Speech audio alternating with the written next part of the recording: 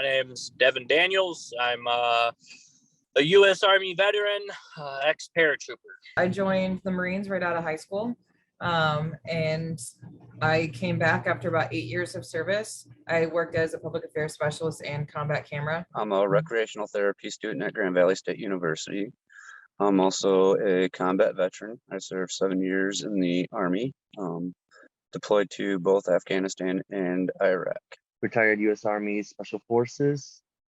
Before that, I was in the infantry, so I spent my entire career in combat arms. I am Sergeant Travis Snyder, United States Marine Corps. Served 6 years and deployed to Afghanistan my last year. It has hit home very closely, actually. In 2020, I had 2 friends pass from suicide. On our return, we lost one of our own to suicide in April of 2019. Since then, a few other gentlemen that I served with have opened up about their struggles with mental health and suicidal tendencies, depression, anxiety, and even schizophrenia. I've lost a handful of really close friends. My best man, my wedding, he's a veteran, committed suicide. Special Forces, my team leader, he's a captain in the United States Army, Green Beret, got out. He took his life. Just over the past, another friend, Marine, just in the past 3 years, I've probably lost half a dozen friends. And I think I've lost more friends since I've gotten out in 2016 than when I was active duty going to combat. I have lost 16 friends over the years.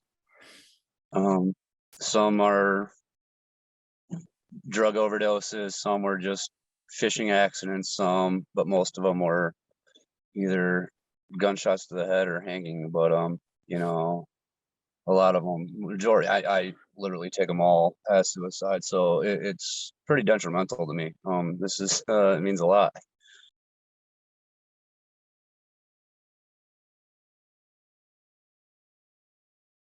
I think what I was looking forward to the most was learning something from other veterans who have taken phone calls or who have made that phone call, and understanding even further what's going on in their minds and in their hearts.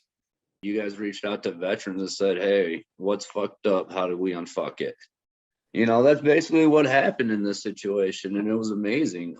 This is the first time I guess anyone has ever asked me if I've ever been involved or dealt with any suicidal ideations. So this is, I've been out for 6 years. So we all deal with these problems, but this is the only time in my life I've been asked about them. So you and Amanda were just so open and genuinely caring about our experiences. And it just, because of that just genuine care, it was easy to open up. And then you were interested in our hearts and our experiences. And so, yeah, it was easy to trust you too. At first, I'm like, all right, yeah, I'm a vet. They need someone to ask some questions. They need some data. They need a case study, or they need data, and I'm a vet, and I filled that hole. But you took those necessary small steps, and that communicated to me that you guys mean business and you're actually going somewhere. When we talk to people outside of our own little circle, it's comforting. It does bring comfort, not only for people who are struggling, but it brings comfort to those who want to make a difference, that they're not going to be the only ones doing the work. I didn't realize I was a subject matter expert just because of engaging with veterans a lot. But while you guys were team leads, you let us kind of steer the ship, which was, yeah. So it never felt like it was your project. It felt like this is us, and we'll guide you through it. So that's how it felt to me. You make any phone call to almost anybody, 99% chance it's going to be the cops and ambulance show up. And the cops are going to be there with tasers or guns. It's a veteran in distress. I feel that helping vets is the solution, regardless of the program. That just seems to be the network that works. Is to see that natural network being leveraged makes me feel good, because it's been proven time and time again that that works. And with talking with to friends and asking them, why do you call other vets? Why do you call me? Why don't you use these other resources? It all comes back. They all say the same thing.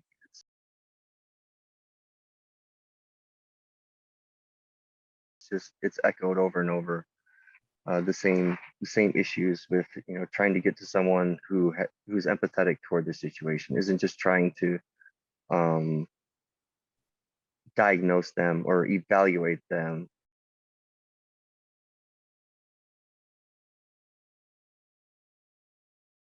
You came to us, you asked us for help. That's not normally the way it goes. We go to the VA to get help. We call our psychiatrist to get help. We call our friends to get help. This is really honestly the first time where somebody reached out and been like, let's fix some shit. It was kind of funny because the way we conducted problem solving is actually really familiar to me. The way that you'd gone about it and the way your team did it is exactly the same way a special forces team would handle a mission. The process was natural, and it was nice to see it, because I haven't done that sort of problem solving since I've gotten out, like on a real problem.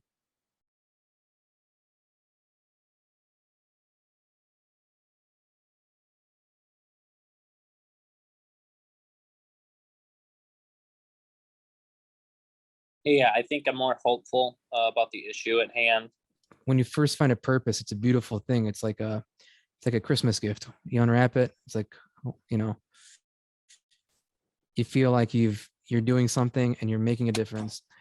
For me, this is extreme. Like, just actually knowing that this is another way that we can reach out to those that don't want help, that just bury themselves. Because I've been in that boat too, and it's like, something's got to break.